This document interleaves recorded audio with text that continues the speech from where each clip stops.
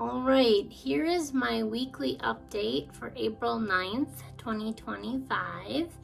And for those of you who don't know me, sometimes I just piecemeal things together, and other times I write down my thoughts so that I don't miss anything. And so I'll be looking down and up as I review how I'm doing. All right. So at first, I thought my weekly update was only going to be a minute long, and it was going to be this, because this is how I felt Monday and Tuesday. All right, so a quick weekly update. The last ones have been like half hours, so I think these ones are going to be short this week. Yesterday I spent in bed all day. I binge watched Love on the Spectrum, all 7 episodes. And I slept a lot. And today I'm even finding just staying awake is really difficult. And I'm feeling mildly nauseous. I didn't really eat anything yesterday. Hopefully once I do my medical things and stuff today, I'll feel a little better. But very, very hard to stay awake these last 2 days. To be honest, I've just been so tired lately. That's one of the biggest shifts that's happened. A couple weeks ago, I was more awake during the day, and I am awake during the day, but then I use that time and that energy to get ready for the day, to do things that all humans need to do, use the restroom, take a shower, brush teeth, and eat. And then a lot of times that just takes my energy for the morning, and then I end up taking a very long nap, anywhere from noon or 1 until 4 or 5 p.m. Yesterday, I think it was even 6 p.m. So I'm definitely sleeping a lot more. So now I'm more social in the early evening, anywhere from 4 or 5 p.m. to about 7. And I think I said that last week, so the window is definitely narrowing for the times where I'm actually awake, alert, and social. My data is pretty good, actually. My blood pressure and everything's fine. My oxygen is about 95%, which isn't bad considering everything that I got going on, the snap, crackles, and pops, I call them. And I don't really feel the need to use my oxygen machine, but I have it if I need it. I feel fine as long as I'm sitting down or moving slowly around for a bit, but I definitely can't walk very far at all without needing to sit down much, much more often. Standing takes a lot of energy, so I also take a lot more baths than showers. So that was another switch. Also, my left hip is very, very sore when I get up to start walking. Luckily, not when I'm sitting down. So people will notice me kind of teetering back and forth, especially when I first start to get up. I might even need a cane or something, so we'll see about that. It's really hard to believe that I've actually been on hospice for about 5 months now. And I do think I'm about 2 or 3 months out, definitely not 6 months out anymore. I don't really eat I think I drink okay. I don't really eat a lot. I have about a cup of food twice a day, and then I do drink more than that. I do need help with most things like laundry, taking out the trash, but again, I can still do my own self-care, which is good.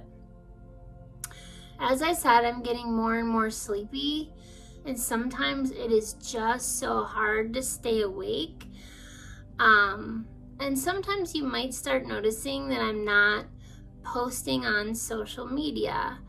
Monday, I literally didn't even get out of bed. That was the first day on hospice where I just stayed in bed pretty much all day. I binge watched season 3 of Love on the Spectrum because it's one of my favorite shows. I just think they're so sweet. But then the rest of the time I was just kind of sleeping. So yeah, sometimes you might not even notice me posting on social media right away or even daily, and it's just because I'm tired, so I might be sleeping.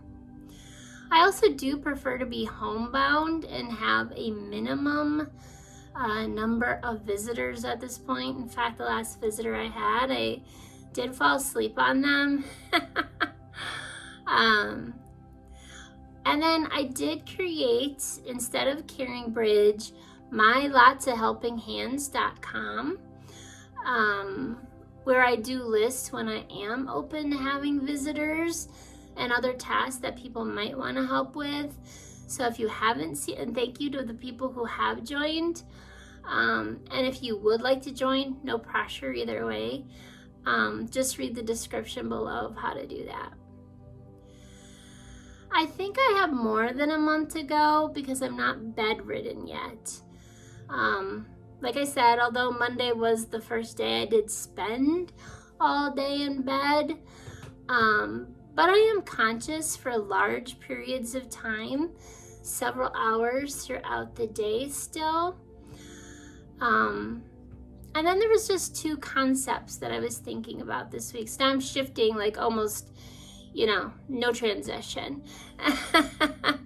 The reason why I think I have a month or more to go before I move on to these other things I've been thinking about is because I'm still conscious for large periods of time and I'm not bedridden. I think once the sleeping increases, you start noticing little to no social media posts, and I can't even remember what I just said. Bedridden, little to no social media posts, sleeping a lot more. So you would know I only have a month or so if like literally I'm bedridden and I'm going in and out of consciousness, and I'm not doing that yet. So I think I have more than just a month. Maybe 2, maybe 3, I don't know. But definitely the sleepiness is increasing. And, like maybe needing a cane is increasing. So probably not 6 months. I'm not sure about 3, but definitely more than 1. So somewhere in there. All right. Now I'm going to switch and transition to 2 concepts that I've been thinking about this week. What's the difference between depression and dying, and where is my energy going? So please note that these are answers only from my perspective. I've had a dozen or so years to go through that grief cycle. And this kind of came from 2 different places. My health aide asked if I had ever been angry or if I was angry. And I said, there was a period of time where I was definitely angry. And I took it out on my hair, and I just shave all my hair off. But then it also kind of came from like a friend asking me about going outside and things like that. So what I'm saying is that my answers are coming from a place of acceptance right now, and not depression and not grief. So I'm sure there are many people going through the dying process that are experiencing depression along with their dying, because maybe they haven't had as long to process the grieving process as I have, or whatever other reasons. I think another thing that's happening is my voice is changing. I think that's because of, my sternum or my vocal cords or something. Anyway, sorry, moving on. I get distracted easily. To me, there are some similarities between dying and depression. The number one thing I think is withdrawal. I'm definitely withdrawing from everything that I used to do. And I also have very little energy to do anything anyway. The difference to me about dying in depression is that I'm not sad. Overall, I'm actually quite content and happy. Again, I do remember when I went through depression many years ago, I would have what I like to call many sad Saturdays, where I would just lay in bed and cry on and off all day. So to me, that is the difference. But now I sleep soundly, even happily, and I'm content to just be where I'm playing silly games or binge watching some shows. Now, don't get me wrong, there are waves once in a while, that's what I call them. But I almost see the people around me going through the waves more than me. And I'm like the instructor on the surfboard, teaching them how to surf. Or pulling them up out of the wave and putting them on the surfboard with me. And if I do have a wave where I fall off my surfboard, it's generally more of a sadness for other people that I'm watching rather than for myself. So to me, there's the similarity is that between depression and dying is there's withdrawal. But to me, and from my perspective, the difference is with depression, there's sadness. And for me, and my answer is dying, there's no sadness for me. There is for a lot of people around me. So, yeah. Then the second topic I've been thinking about is I asked the universe, where's my energy going? Because it can't be created, destroyed. It can only be transferred. The universe talks to me a lot through nature, many times through trees, to be exact. So a lot of times my chair that I sit in is facing this beautiful big window we have, and there's this nice tree in front of it. And when I was looking at it, it kind of reminded me of like creeks and rivers, and that was the answer that the universe gave me. It's like my current life is a creek, and its water is draining into the next river of life that you will be going down. Or another way to say it is that my energy in this life is like a battery on my smartphone, and my smartphone was able to perform all of its functions because of the battery that I was given in this life. But now my battery is wearing down, and I'm being plugged back in to the infinite energy source to recharge my battery. But except instead of it being this phone that I am using now in this place and time, it is being used to charge a new upgraded phone in a different place and time. And I thought that actually made sense to me. So that was another thing I was thinking about this week.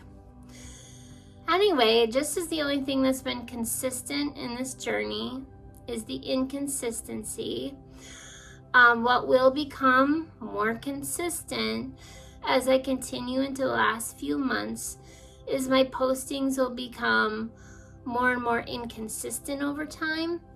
This is actually the first time in a couple weeks where I actually did my hair and makeup, and I'm posting it from here. If I do post, it is going to be probably like the last couple posts where I did not do my hair and makeup and I just told it like it is from where I was. That'll probably be more consistent. Along with me just not really posting over time. And so if I don't post on social media, don't freak out. I'm probably just moving into that more sleeping stage. If something actually really does happen, my husband will contact people and make a social media post and let everybody know. But for now, I'm still here. I still plan on being here for a little bit longer.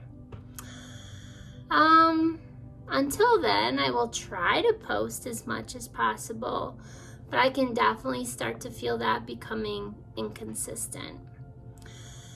So what I ask you to do is to just take care of yourself. And when you feel waves coming, just because of life or whatever, remember what the Beach Boys say. Catch a wave and you're sitting on top of the world, rather than letting yourself be drowned by them.